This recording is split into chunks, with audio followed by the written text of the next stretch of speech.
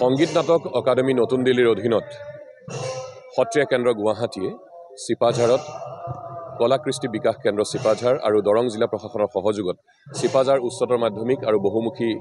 বিদ্যালয়ৰ যি খেলপথাৰ তাত চাৰিদিনীয়াকৈ চতুৰ্দশ অংকীয়া ভাওনা সমাৰোহ অনুষ্ঠিত কৰিলে আৰু ইয়াৰ লগতে দিনৰ ভাগত আলোচনা চক্ৰ অনুষ্ঠিত হৈছে অংকীয়া ভাওনা শংকৰী কৃষ্টি সংস্কৃতিক বিষয়ক আৰু ইয়াত বিভিন্ন দলে নাট ভাওনা পৰিবেশন কৰিছে তাৰ ভিতৰত মহাপুৰুষ শ্ৰীমন্ত শংকৰদেৱ গুৰুজনাৰ 4খনকৈ অংকীয়া নাট আৰু শ্ৰী শ্ৰী মাধৱদেৱ গুৰুজনাৰ 3খন ঝুমুৰা ইয়াত প্ৰদৰ্শন কৰিছে আৰু অসমৰ বিভিন্ন অংশৰ পৰা ইয়াত দল আহিছে মাজুলীৰ পৰা আহিছে যোৰহাট গোৱালপাৰা গুৱাহাটীৰ পৰা আহিছে ইয়াত স্থানীয় দল দৰং জিলাৰ মঙলদৈৰ তেওঁলোকে ইয়াত পৰিবেশন কৰিছে আৰু শিৱসাগৰৰ পৰা আহিছে গতিকে তেওঁলোকে যি ধৰণে ইয়াত নাট প্ৰদৰ্শন কৰিছে আৰু ইয়াত দৰং জিলাৰ বিভিন্ন অংশৰ পৰা আহি লোকে লোকাৰণ্য হৈ পৰিছে চাৰিওটা দিন ইয়াত বীৰ দি বাদ নোপোৱা অৱস্থা তেনেকুৱা এটা পৰিৱেশ হৈছে আৰু ভক্তি ৰসত নিমজ্জিত হৈ আছে সকলোৱে এক আধ্যাত্মিক ভাৱত লিপ্ত হৈ আছে আৰু এটা কথা ক'ব লাগিব যে ভাৰতবৰ্ষ স্বাধীন হোৱাৰ পাছত প্ৰথমটি শীৰ্ষস্থানীয় সংস্থা আছিল সংগীত নাটক একাডেমি যিয়ে গীত নৃত্য নাটৰ ক্ষেত্ৰত বিশেষভাৱে পদক্ষেপ লৈ আছে 1953 চনত প্ৰতিষ্ঠা হৈছিলে আৰু সংগীত নাটক অকাডেমি নতুন দিল্লীয়ে এটি প্ৰকল্প হিচাপে গুৱাহাটীত সত্ৰীয়া কেন্দ্ৰ আৰম্ভ কৰিছিল 2008 চনত আৰু সত্ৰীয়া কেন্দ্ৰৰ যোগেদি সত্ৰীয়া সংস্কৃতিৰ প্ৰসাৰ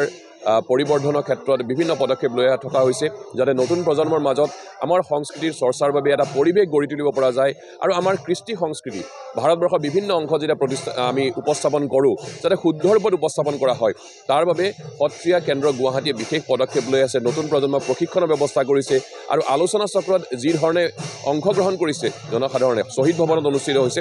তাত বহুতো লোক প্ৰতিদিনে সমবেত হৈছে আৰু তেওঁলোকে এই আধ্যাত্মিক ভাৱৰ বিভিন্ন কথা জানিবলৈ পাইছে আৰু তেওঁলোকৰ যিখিনি খুদুৱনি তেওঁলোকে বক্তাসকলক প্ৰশ্ন কৰিছে বা তেওঁলোকৰ কিবা সংযোজন থাকিলে সেইখিনিও কৈছে গতিকে এটা কথা ক'ব লাগিব আধ্যাত্মিকতাৰ ভাৱত আমি সকলো বুৰি আছোঁ ইয়াত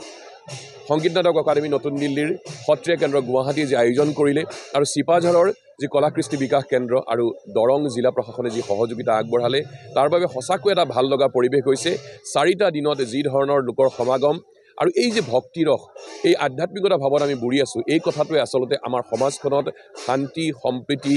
একতাৰ ভাৱ সমন্বয়ৰ ভাৱধাৰা প্ৰচাৰৰ ক্ষেত্ৰত মহাপুৰুষ গুৰুজনাই ভক্তি আন্দোলনৰ মাজেৰে যি চেষ্টা কৰিছিল সেই চেষ্টাৰ যেন ইয়াত আকৌ এবাৰ প্ৰয়াস কৰা হৈছে আৰু সকলোৱে এই সময়খিনিক উপভোগ কৰিছে খুব ভাল লগা পৰিৱেশৰ সৃষ্টি হৈছে